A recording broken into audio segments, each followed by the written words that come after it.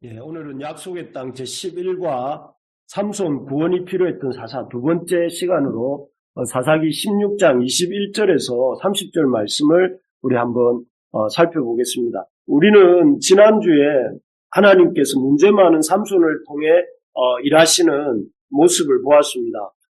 참 삼손뿐만 아니라 성경에 보면 참 하나님이 문제 많은 사람들을 통해서 일하십니다. 그래서 흠이 있고 연약하고 문제가 많은 그런 사람들을 통해 일하시는 이유가 뭔가, 그 이유에 대해서 우리가 생각해 보면서 이 이유는 첫째, 하나님께서는 문제 많은 사람들을 사용해서 일하시기를 부끄러워하지 않으신다 하는 것이었습니다.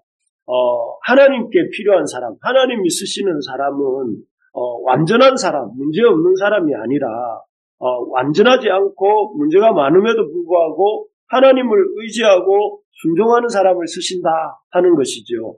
그렇지 않습니까? 우리가 아는 그 아브라함 75세의 나이였지만 자식이 없었어요. 자식이 없었고 또 이렇게 이 때때로 그 아내를 누이라 속이는 거짓말도 행하고 힘들면 애굽으로 내려가기도 하고 이런 연약한 사람이었지만 그런 아브라함이 하나님을 믿고 믿음으로 하나님께 순종할 때에 하나님 그를 믿음의 조상으로 이렇게 우뚝 세우셨습니다. 다윗 마찬가지입니다. 다윗은 목동이었고 간음하는 간음죄를 지은 사람이었고 또 그 간음죄를 덮으려고 살인까지 했습니다. 참 문제가 많지요. 그런데 이러한 다윗도 하나님을 회개하고 하나님을 의지할 때에 하나님께서 회개하고 순종하는 그의 믿음을 보시고 그를 통일 이스라엘의 두 번째 왕으로 또 예수 그리스도의 조상으로 이렇게 사용하셨던 것이죠. 그래서 하나님은 문제 많은 사람들을 사용하셔서 하나님의 이 역사를 이루신다. 이를 통해서 하나님은 하나님을 믿고 순종하는 자를 통해 일하신다 하는 것을 우리가 보았습니다. 두 번째로 보면 하나님 왜 이 문제 많은 사람들을 통해서 일하시는가? 우리 한번 읽어볼까요? 시작. 인간이라는 존재는 모두가 연약하고 문제 많은 존재라는 사실을 깨닫게 하시기 위함입니다. 그렇습니다. 참 인간이라는 존재가 어떤 사람을 뽑아도 성경에 나오는 어떤 사람을 뽑아도 다 문제가 있고 흠이 있고 연약합니다. 그래서 참 우리가 가장 믿음 좋다고 생각하는 바울도 그렇고 또 방금 언급했던 아브라함도 그렇고 다윗도 그렇고 다 연약합니다. 그리고 이런 심지어 지도자들마저도 참 믿음의 지도자들이라고 하는 사람들마저도 문제가 많은 것들을 보면서 참 하나님의 그 말씀 의인은 없나니 하나도 없으며 라는 말씀이 사실이구나 하는 것을 깨닫게 되고 또 인간 중에는 참된 구원자는 없는 것이구나. 그래서 우리가 참된 구원자는 어디에서 오는가 하는 소망을 가지게 되고 참된 구원자로 오시는 예수 그리스도를 우리가 이렇게 기다릴 준비를 시키시는 것이죠. 어쨌든 이런 하나님은 문제 많은 삼손을 이 사사시대에는 이 문제 많은 삼손을 통해서 하나님의 구원 역사를 이루셨습니다. 그런데 이 삼손의 문제를 우리가 조금 더 들어가서 살펴보면요. 삼손은 이 육체의 욕망, 한마디로 이 사람은 욕망 두 단어로 두 글자로 이렇게 요약되는 사람입니다.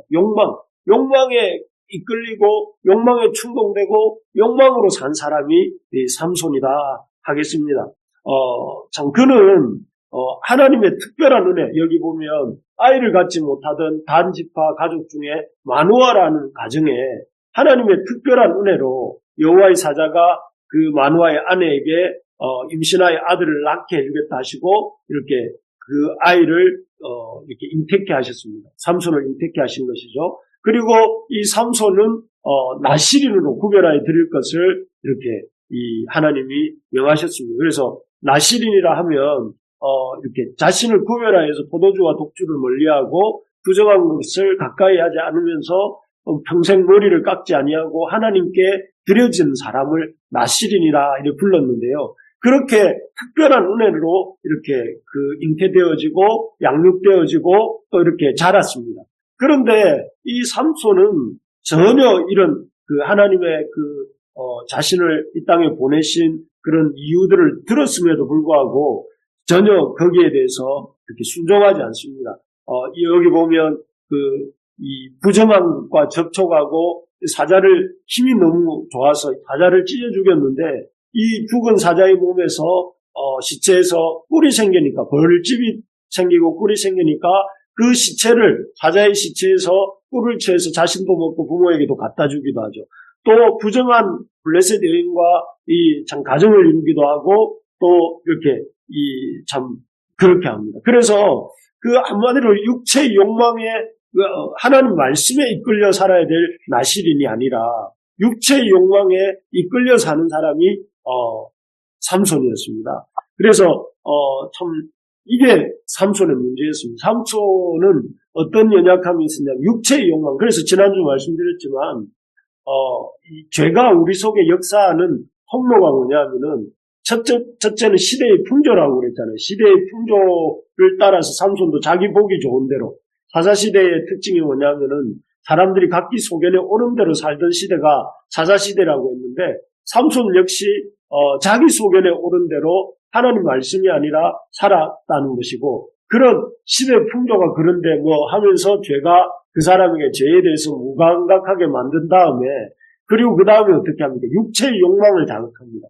육체의 욕망은 무엇입니까? 자기 하고 싶은 걸 하면서 사는 거죠. 정욕대로 살고 먹고 싶은 것을 먹고 또 마시고 싶은 것을 마시고 하면서 육체의 욕망을 자극해서 결국은 시대 풍조와 육체의 욕망과 이런 것들을 다 합쳐서 그 사람이 이 죄로 깊은 수렁으로 빠져들도록 만드는 게 이게 죄가 우리에게 접근하는 방식입니다.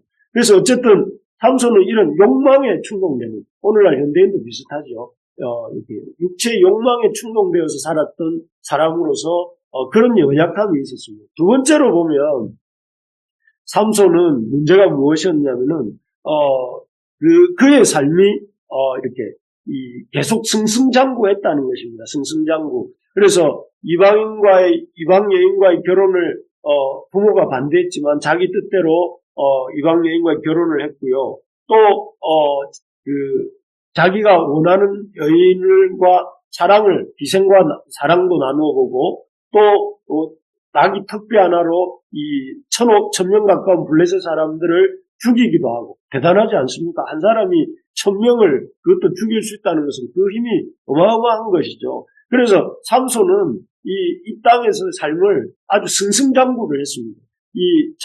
그가 세상에서 이렇게 뭔가 어렵고 힘든 걸 겪었으면 어쩌면은 하나님을 더 찾았을지도 모르는데 그는 그 엄청난 힘을 바탕으로 세상에서 이렇게 승승장구했기 때문에 그것이 결국은 그를 파국으로 이렇게 가져가죠. 그래서 우리가 세상에서 꼭 잘 되는 것이 잘 되는 것이 아닐 수도 있다. 오히려 세상에서 잘 못 되는 것 때문에 하나님 앞에 나오게 되고 하나님을 찾게 되는 것이 어쩌면 더 감사할 수 있는 일이야. 그래서 삼손의 문제점은 그의 욕망과 이 세상에서의 승승장구였다 하는 것을 볼 수가 있었습니다. 그리고 앞에서 말씀드린 이런 승승장구하다가 결국은 이 들릴라로 말미암아 몰락의 길을 걷게 되는 것인데요. 그래서 세상에서 자기가 이루고 싶은 일을 다 이루고 또 승승장구하던 삶이 결국 그를 어디까지 나아가게 합니까? 들릴라의 이름 뜻은 뭐냐면은 어둠입니다. 어둠. 그리고 삼손은 무슨 뜻일까요? 햇빛이란 뜻이죠. 이 빛과 어둠이 이렇게 섞이면 안 되는데 빛이 어둠과 이렇게 만나게 되는 거죠. 들릴라를 만나게 되고 그 들릴라와 참 이렇게 깊이 빠져서 결국은 삼손은 슬프고 비참한 최후를 이 들릴라를 통해서 맞게 됩니다.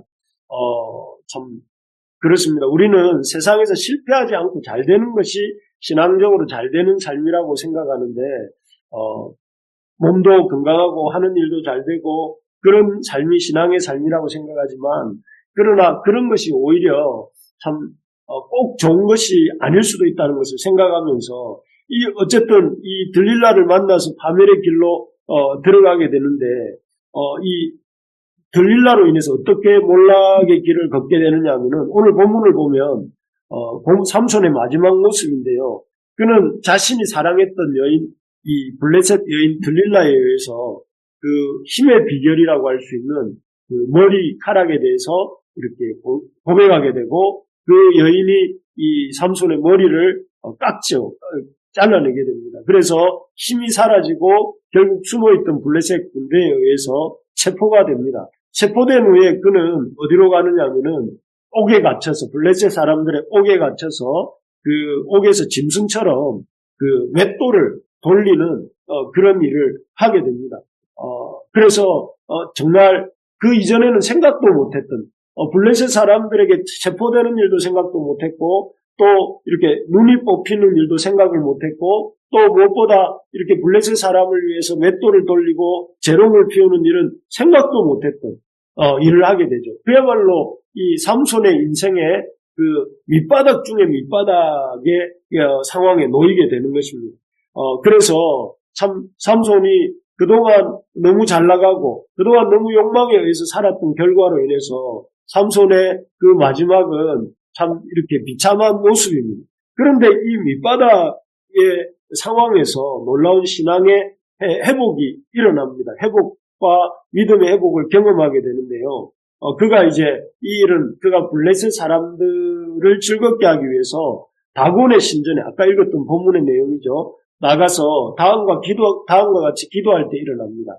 여기 28절 우리 같이 한번 읽어볼까요? 28절 삼손이 여호와께 부르짖어 이르되 주 여호와여 고하옵나니 나를 생각하옵소서. 하나님이여 고하옵나니 이번만 나를 강하게 하사 나의 두 눈을 뺀 블레셋 사람에게 원수를 단번에 갖게 하옵소서 하고, 여기 보면 삼손의 인생에서 처음이자 마지막 기도가 나옵니다.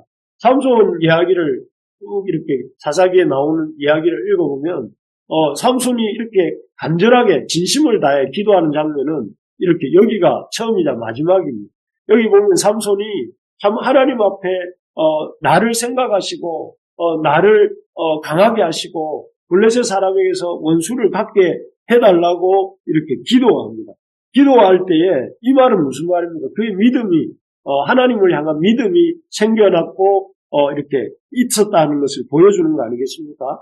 그리고 그렇게 기도할 때에 하나님이 어떻게 역사하시는가 하면 그의 기도에 응답을 해주세요. 그래서 잃어버렸던 힘이 돌아왔고 29절 30절에 보면 삼손이 집을 버틴 두 기둥 가운데 하나는 왼손으로 하나는 오른손으로 끼어 의지하고 이 삼손이 이르되 블레셋 사람과 함께 죽기를 원하노라 하고 힘을 다하여 몸을 굽히며 그 집이 무너져 그 안에 있는 모든 방백들과 온 백성에게 덮이니 삼손이 죽을 때 죽인 자가 살았을 때 죽인 자보다 더욱 많았더라 이렇게 되어 있습니다. 삼손이 그 하나님 앞에 참 간절하게 기도하고 또 하나님을 찾을 때 하나님이 그의 기도에 응답하시고 또 그를 통해서 힘이 회복되게 하셔서 이렇게 이 참 하나님의 놀라운 구원을 경험하게 하신 것이죠. 참 그렇습니다. 우리가 이 깨닫게 되는 것은 무엇이냐면은 하나님의 그리고 여기서 이렇게 이런 삼손의 이런 간절한 기도와 하나님의 응답을 통해서 우리가 생각해 보게 되는 것은 정말 이 모습을 정말 삼손의 믿음의 회복, 신앙의 회복이라고 볼 수 있는가 하는 걸 한번 생각해 봐야 되는데 여기 이 삼손의 이런 행동에 대해서 히브리서에서 이렇게 말을 합니다. 히브리서 11장 32절을 같이 한번 또 읽어봅시다. 내가 무슨 일을 더하여 기드온, 바락, 삼손, 입다, 다윗 및 사무엘과 선지자들의 일이 말하려면 내게 시간이 부족하리로다. 여러분 뭐 잘 아시겠지만 히브리서 11장은 믿음의 인물들에 대해서 쭉 적고 있는 성경입니다. 그런데 그 성경의 한 구석에 삼손이 딱 등장하고 있습니다. 기드온, 바락, 삼손, 입다, 다윗과 같은 그 이름 배열에 삼손의 이름이 올라가 있는 것을 볼 수가 있습니다. 그 말은 무슨 말인가 하면은 삼손의 모든 삶 중에서도 이 다곤의 신전에서 삼손이 드렸던 이 기도를 또 그 기도를 통한 하나님의 역사를 이 삼손의 믿음의 결과로 또 그래서 삼손은 믿음의 사람이다. 그 성경이 평가하는 증거가 되는 것입니다. 그래서 참 삼손이 삶의 마지막 순간에 인생의 밑바닥 중에 밑바닥 같은 순간에 하나님께 부르짖고 기도한 일, 그리고 그 기도의 응답으로 수많은 블레셋 사람들을 죽게 한 일에 대해서 성경은 이 일이 아브라함이나 이삭, 모세 등과 같은 사람들이 하나님을 믿음으로 한 일과 똑같은 일이고, 또 삼손의 이름이 그 아브라함, 이삭, 모세 등과 같은 믿음의 인물들과 함께 히브리서 11장에 기록될 만한 그런 믿음의 일이었다고 이렇게 평가하는 거 아니겠습니까? 그래서 참, 그렇구나. 삼손이 이 마지막 순간에 인생의 밑바닥 중에 밑바닥의 상황에서 그의 믿음을 회복하였고, 그 믿음의 회복의 결과로 이렇게 다곤의 신전을 무너뜨렸고, 또 그 일을 통해서 하나님은 삼손을 믿음의 사람이라고 인정하셨구나 하는 것을 우리가 이제 생각하게 되는 것이죠. 그래서 삼손의 이 마지막 기도와 마지막 순간이 어떤 점에서 믿음의 일이 되는 것일까? 어떤 점에서 하나님은 삼손의 참 믿음을 하나님이 인정하실 만한 믿음으로 여기신 것일까를 우리 짧게 한번 생각해 보려고 합니다. 첫째, 인간의 약함에서 시작하는 믿음이라는 것입니다. 그동안 삼손은 하나님의 말씀을 어떻게 했습니까? 중하게 여겼습니까? 아니죠. 삼손은 하나님의 말씀을 가볍게 여겼습니다. 그래서 부정한 거 만지지 말라 하니까 부정한 거 만지고, 독주와 소주를 마시지 말라고 하니까 독주와 소주를 마시고, 또 이렇게 하나님 머리에 삭도를 대지 말라고 했는데 이 이방 여인에게 삭도를 되도록 자기 머리를 내어주기도 하고, 아주 이렇게 하나님 말씀을 이렇게 전혀 행할 마음이 없었습니다. 그리고 그는 하나님이 주신 그 큰 힘을 자신의 힘 자랑에 소비를 했습니다. 그래서 아주 기고만장한, 아주 이렇게 기고만장한 삶을 살았습니다. 그런데 오늘 본문에서 등장하는 삼손의 모습은 어떻습니까? 그런 아주 이렇게 아주 기고만장한 모습이 아니라 이런 모습입니다. 두 눈은 뽑히고 이렇게 옥에서 아주 소나 나귀처럼 맷돌을 돌리고, 또 블레셋 사람들을 위해서 아주 이렇게 제주를 피우고, 그야말로 이게 우리가 알고 있는 삼손이 맞나 싶을 정도의 그런 모습입니다. 이렇게 참 어떻게 보면 비참해지고 약해진 때에, 약해졌기 때문에 삼손은 하나님을 찾고, 하나님은 또 그런 삼손의 기도에 응답하시고 또 그 결과로 하나님의 놀라운 역사가 일어나게 되죠. 그렇습니다. 삼손이 더 이상 하나님으로부터 도망갈 수 없고, 또 인생의 밑바닥 중에 밑바닥이 되었을 때에 하나님께 나아왔고 하나님의 능력의 역사를 경험하게 된 것이죠. 그렇습니다. 하나님이 인정하시는 믿음은 어떤 믿음인가 하면은 인간이 자신의 연약함과 무능함을 깨닫고 인정하는 것이 하나님이 원하시는 믿음입니다. 우리가 얼마나 연약하다, 하나님 저는 연약합니다, 하나님 저는 무능합니다 하고 인정할 것을 인정하고, 하나님 앞에 저의 한계에 대해서 자신의 한계를 인정하고 하나님께 나아오는 그런 태도, 그런 삶의 태도를, 하나님의 도우심을 구하러 나오는 태도를 하나님이 기뻐하시고 하나님이 인정하신다 하는 것입니다. 사실 지금 우리도 또 우리 교회도 참 우리 한계와 우리 삶의 한계와 공동체의 한계를 경험하고 있습니다. 이런 때야말로 우리가 뭐가 필요하냐면 믿음이 필요합니다. 우리의 연약함과 무능함을 가지고 이렇게 하나님 앞에 부르짖어야 되겠고, 또 그렇게 할 때 하나님이 삼손을 통해서, 약해진 삼손을 통해서 일하셨던 것처럼 우리를 통해, 우리의 그런 강구를 통해 역사하실 줄 믿습니다. 아멘. 그런 우리의 믿음이 삼손의 이 약해진 삼손을 기도를 들으시는 그 하나님이 오늘 우리의 기도도 들으신다 하는 것을 믿고, 우리가 그 하나님, 삼손의 하나님께 우리도 우리의 하나님 되어달라고, 삼손의 기도에 응답하신 것처럼 우리에게도 응답해달라고 부르짖고 기도하는 우리 교회가 되기를 주님의 이름으로 축복합니다. 네. 아멘. 두 번째로 보면 그 하나님의 구원은 자신의 연약함과 한계를 인정하면서 구하는 믿음의 기초에서 이렇게 하나님의 구원이 맺다면, 둘째로는 하나님의 구원은 간절한 기도를 통해서 우리에게 임한다 하는 것입니다. 앞에서도 본 것처럼 삼손은 마지막 순간에 자기 곁에 있는 그 이스라엘의 원수들을 물리칠 힘을 달라고 하나님께 부르짖었습니다. 그리고 그 삼손이 태어나기 전부터 그를 사사로 선택하셨던 하나님은 그렇게 이 참 부르짖는 삼손의 기도에 응답하시고 또 이스라엘 백성을 블레셋 사람의 손으로부터 구원하십니다. 앞에서도 말씀드렸지만 이 삼손이 마지막 순간에 자기 복수를 위해서 기도하는 것 같은 이 기도, 그 기도가 진짜 기도고 진짜 믿음이라 할 수 있을까? 여러분들이나 저도 그렇게 생각할 수 있습니다. 마지막에 삼손이 자신의 자존심이 상해서 복수하게 해달라고 기도한 거 아닌가? 이렇게 생각할 수도 있지만, 그러나 성경은 그렇게 평가하지 않는다고 했습니다. 왜 그렇게 평가하지 않는가? 히브리서 11장 아까 보여드린 것처럼 하나님이 이 삼손의 기도야말로 다윗의 믿음처럼 또 사무엘의 믿음처럼 이런 사람들의 믿음과 같은 믿음으로 보신다. 이렇게 평가하고 있는 것을 우리가 보게 되는데요. 그런 걸 볼 때에 참 하나님은 이 삼손의 인생의 마지막 기도 속에 들어있는 삼손의 믿음을 이렇게 삼손의 믿음이 들어있다는 것을 보셨고 인정해 주신 것입니다. 비록 일생 동안 삼손은 하나님의 뜻과 반대로 행했습니다. 그렇지만 그럼에도 하나님께서는 삼손이 회개하고 돌이킬 때 기꺼이 받아주시고 그의 기도에 응답해 주셨다 하는 것이죠.